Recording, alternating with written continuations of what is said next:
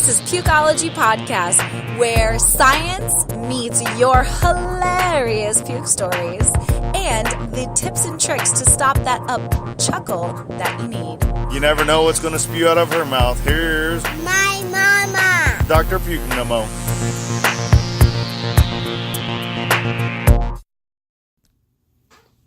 You get to see your baby for the very first time on a sonogram and even find out what you're having. But have you ever wondered what they're actually looking for? You'll finally be able to answer the question of what type of ultrasound, 2D, 3D, or 4D, you want at every stage of your pregnancy in Pregnancy Pukeology Podcast, episode 25, What is a Sonogram? Want no more morning sickness, pregnancy nausea, or how about no more headaches or migraines? Visit our sponsor, nomonausea.com, the only natural way to instantly stop your worst nausea, vomiting, and headaches now. Or just place No Mo Nausea Band on your baby registry for your delivery bag at Bye Bye Baby. Or get it shipped for free in just 2 days on Amazon Prime as a Prime vendor. And your little ones are always taken care of with the first No Mo Nausea Kids available at CVS stores, and even to help them sleep, No Mo Sleepless Nights, coming summer 2019. Pregnancy humor that may just make you want to pee your pants, like you don't have to pee all the time anyway, with hilarious stories like Jelly Gave Me Jelly, Goop Poop, and Emo Mom. If you want to learn more about your pregnancy, humor and knowledge is the key to help you survive these 9 months. And just know we're in this together. Today, you'll learn the science behind a sonogram, how it is used to find out the baby is healthy, and to find out if you're having a boy or girl. And what is the difference between 3D and 4D ultrasound? And why do most women only get 2 ultrasounds their entire pregnancy? The science of puke, pukeology. Are you excited to see your baby for the very first time? It'll probably be about a month and a half after conception, meaning you'll be about 6 to 8 weeks. The second one, you'll find out the sex of the baby, and that's usually around 20 weeks. We call that the anatomy session.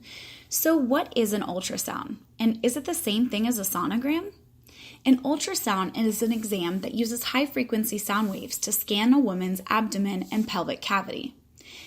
I personally had one whenever I was having lower quadrant or lower abdominal pain, and then I found out that I ended up having ovarian cysts that had ruptured. So I ended up having an ultrasound before I ended up having children because of the fact that they were looking at my abdomen.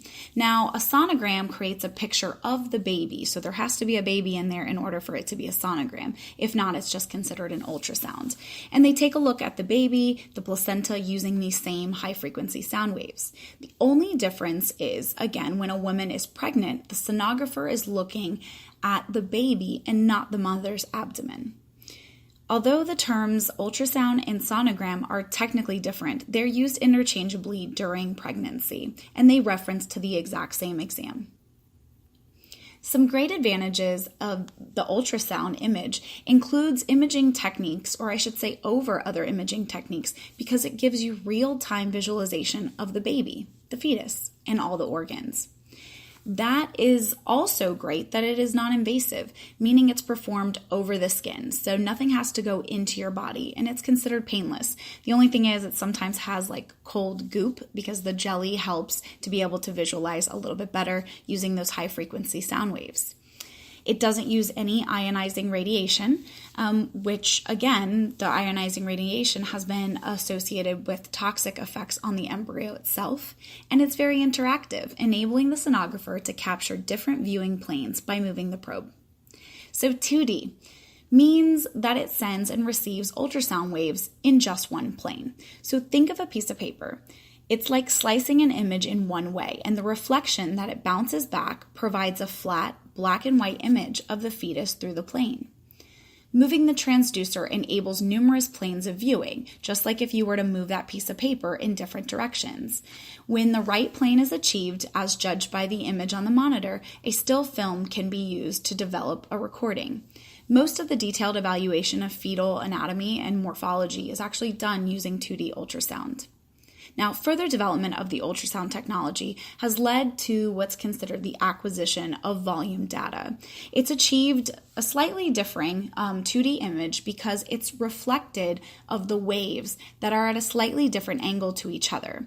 Then all of a sudden, all of these different waves, just like we were saying with the piece of paper moving all around, is then interpreted by a high-speed computer software. This software will then give what's considered a three-dimensional image. So it's a 3-in-1 deal, where the image is the volume data, the data analysis, and finally the actual display. So volume data is acquired using 3 techniques: the freehand movement of the probe, which you'll see a sonographer do, with or without the position sensor to form the image, mechanical sensors built into the probe head, and the matrix array sensors, which are used in one single sweep to acquire lots of data. This is probably the way too much information, to be honest with you, on ultrasounds, but isn't it kind of interesting so that you know what you're about to see before you experience it in person? So how does a sonogram determine if a baby's healthy? So all of the 2D frames that are taken in succession are analyzed, which provides that 3D image. So this helps the sonographer to visualize the structures in terms of their morphology and their size in relation to one another, based on standards of what is considered normal and what's considered not normal. In your first ultrasound, which happens in the first 6 to 8 weeks, will be used as a baseline. This way they can see if the baby is growing normally and in proportion to the other organs. For example, when you're visualizing the fetal heart, the operator is actually looking at the classical fetal heart views by moving the reference dot. So whether that's 4-chamber, the 3 different vessels, or any of the other planes of interest. This format can be displayed using a grayscale or a Doppler, so you can actually see the baby's heart rate or baby's blood, supply going in and out of the actual heart. And because of the fact that, remember, the baby's heart and lungs are not fully connected at this point in time because of the fact that there's no negative pressure for them to take a breath of oxygen, it's going to be a little different. They have a hole in their heart, and so the heart will go and beat from one side to the other. Unlike whenever they're born, it goes from the heart up to the pulmonary, which is the lungs, gets reoxygenized, and then it's going to go throughout the entire body. You can see under Doppler, though, movement of the blood through the various chambers and valves. It's pretty cool. The 3D ultrasound may also help to identify structural congenital abnormalities of the fetus, especially during your scheduled 18 to 20-week scan that you'll have, and that's what we'll call anatomy. You'll learn a little bit more about this in what we call tips and tricks and exactly what they're looking for. 3D imaging allows for fetal structures and internal anatomy to be visualized as a static 3D image. However, a 4D image is way cooler because it actually adds live streaming video of the images, showing the motion of the fetus, not just their organs, but what they're physically doing at that point in time, and the heart walls, the valves, and of course the blood flow in the various vessels. Thus, it is 3D ultrasound in live motion.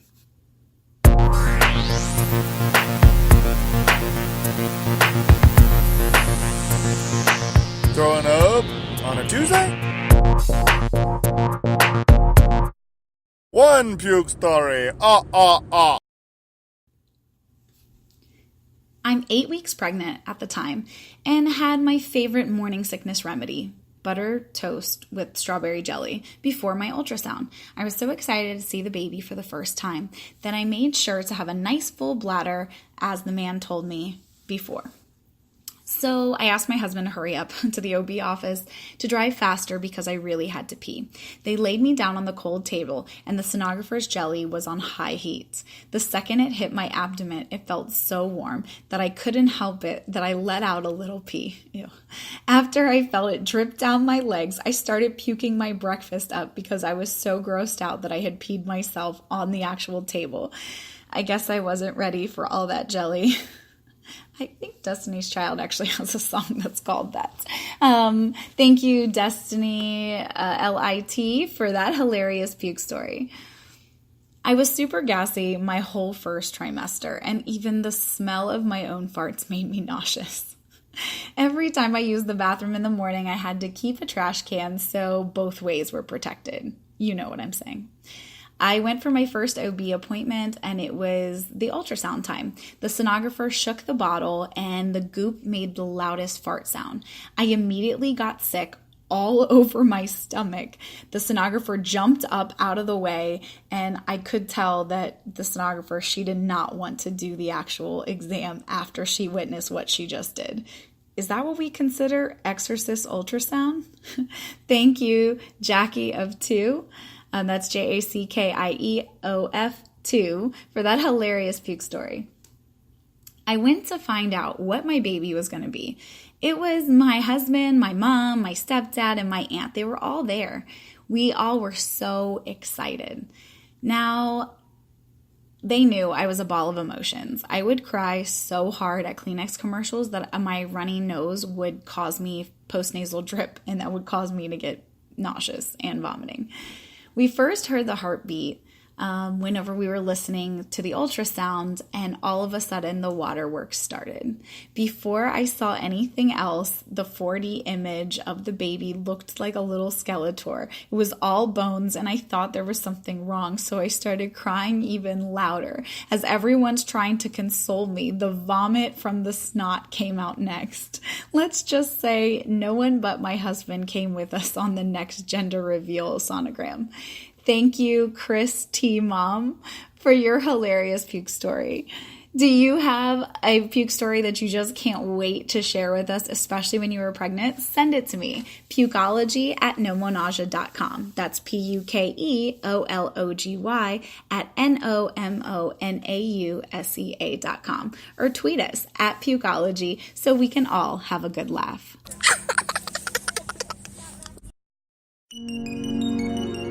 Tips and tricks to stop the chuckle that you need.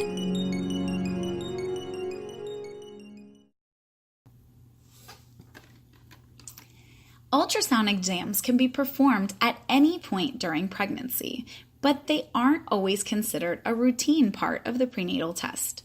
Most OBGYNs suggest moms-to-be to have at least 2. The first test usually occurs during the first trimester as part of the biophysical profile, a prenatal ultrasound evaluation. Your first ultrasound, also known as a sonogram, will take place when you are around 6 to 8 weeks pregnant. When you schedule your appointment, be sure to ask whether you will need a full bladder for the test. Most of the time, they will tell you absolutely. Sound waves travel better through liquid, hence the goop at the beginning, but also, even when you have a full bladder, it can actually enhance the chance of the quality of the ultrasound. So as your uterus grows, the fetus grows, and you'll have more amniotic fluid. A full bladder, again, is better because it's going to be able to show a lot more.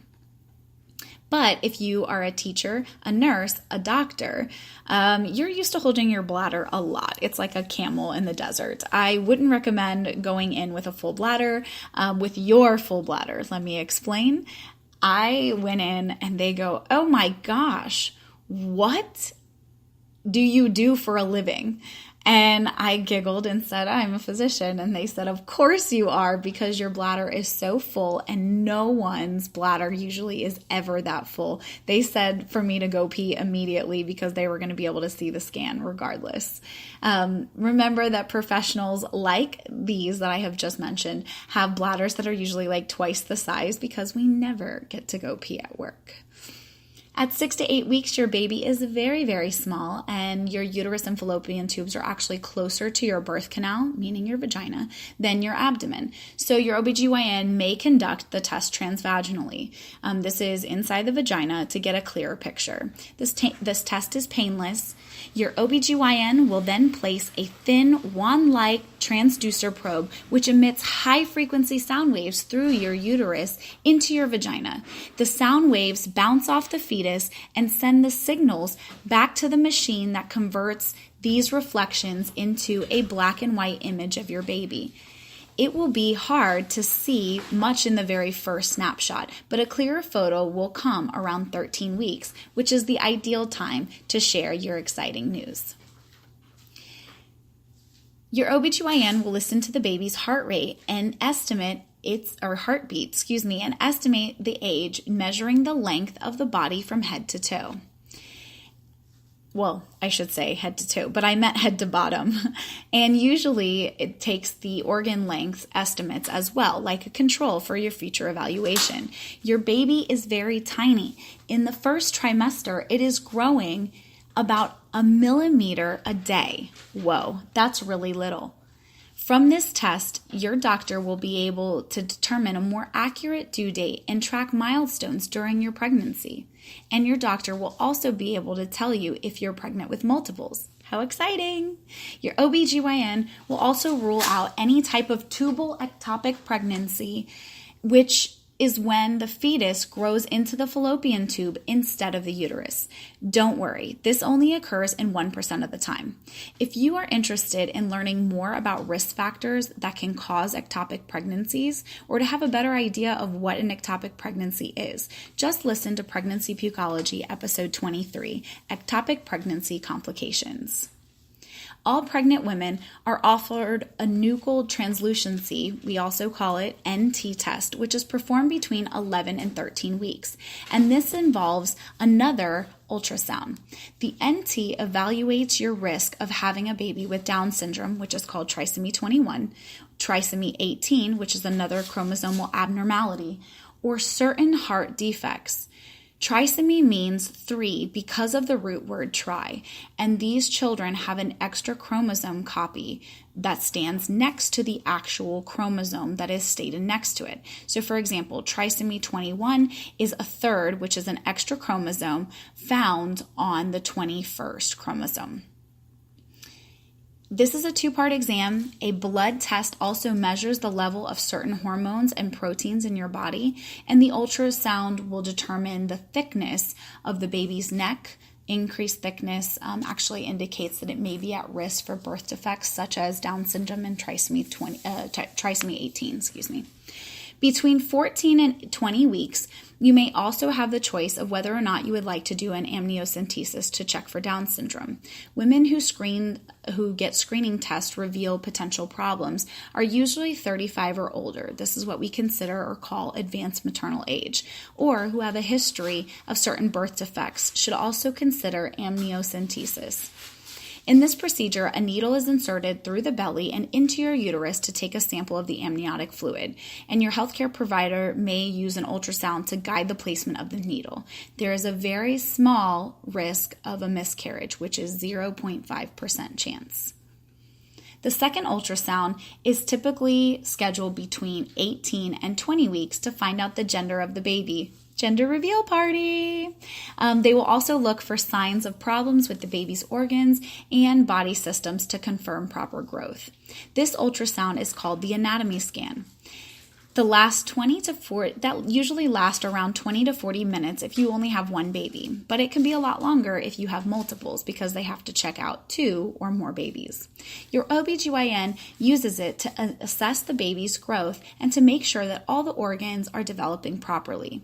You'll be able to see your baby's developing body a great deal, but it can be hard for the untrained eye to distinguish the kidneys from the stomach. So ask them. Make sure the sonographer points out each and every one of the organ groups because it's kind of fun. It's like an anatomy lesson 101. The doctor will check the baby's heart rate and look for abnormalities in his or her brain, heart, kidneys, and liver. They will count your baby's fingers and toes to check for any birth defects and examine the placenta and measure the amniotic fluid level. The sonographer will probably be able to determine the sex of the baby at this time. An experienced tech gets it right more than 95% of the chance. If you don't want to know the baby's sex, please let them know ahead of time. You might even get a 3D view, which in turn will turn to a true-to-life glimpse of your baby's nose and bone structure. Don't worry, guys, they will get fatter. They're not as skinny and Skeletor-like as you think. If you've gone past your due date, your doctor may want to keep a close eye on your baby with the fetal heart rate monitoring and ultrasound to assess the amniotic fluid levels. Other reasons for third trimester ultrasounds include concerns of the health of the placenta, whether the baby is tuned or turned correctly or incorrectly. A correct turn baby is head down. An incorrect turn baby is breeched, which is opposite, booty feet down. Any questions that you might have, or the questions if they're worried about your baby's growth is on track. I personally had a baby with IUGR, which is called intrauterine growth retardation. I know that's a big word, and that retardation at the very end is a terrible terminology. Nothing was wrong with my handsome boy. Instead, he was just very small. Guess why? He was squeezing he was actually squeezing the cord, so he wasn't getting the nutrients that he needed. Many moms don't really need an ultrasound in the third trimester. But if you're over 35 and they want to closely monitor you, you may end up getting one. Other reasons for third trimester ultrasounds include bleeding, vaginal bleeding that is, preterm contractions, or an attempt aversion. They want to make sure they see the actual position of not just the placenta, but also the baby, just in case the baby has flipped. And they'll try aversion at 37 weeks. You may also get a follow-up scan if your cervix is covered by your placenta at your 20-week scan. This is what we call placenta previa. 95% of cases, the placenta naturally moves away from the cervix to make room for the baby for the due date. If you do have placenta previa, your OBGYN might recommend a cesarean section, also called a C-section, on delivery to save you and the baby from any type of complications. Remember, the placenta is very, very vascular, so you don't want to bleed and bleed and bleed. Side effects of the ultrasound are very low risk and provide limited exposure to the baby. Ultrasound as a diagnostic level has the potential to cause cavitization and or small pockets of gas in the tissue. It also produces slight heating of the tissues. While no significant health consequences have been traced in over 20 years of ultrasound use, the use of unregulated ultrasound for other than medical indications is really not encouraged. However, video recordings of the fetal movement is permissible if it occurs during the medically indicated examination by a trained medical personnel and without the need for any additional fetal exposure to ultrasound energy. Now you know the science behind what is a sonogram, how does it differ from a 3D and a 4D ultrasound, and why most women only get 2 ultrasounds their entire pregnancy. Pregnancy Pukeology Podcast is here to give you the answers for the best information about pregnancy that there is to date. If you love me and Pregnancy Pukeology Podcast, let me know with a 5-star rating or hearts for likes. Don't forget to download this episode, but most importantly, share it with all your Prego friends. Thanks again for listening to What is a Sonogram, 3D versus 4D Ultrasound, Pregnancy Pukeology Podcast in Pregnancy, episode 25. Pukeology Podcast, Edutainment at its finest.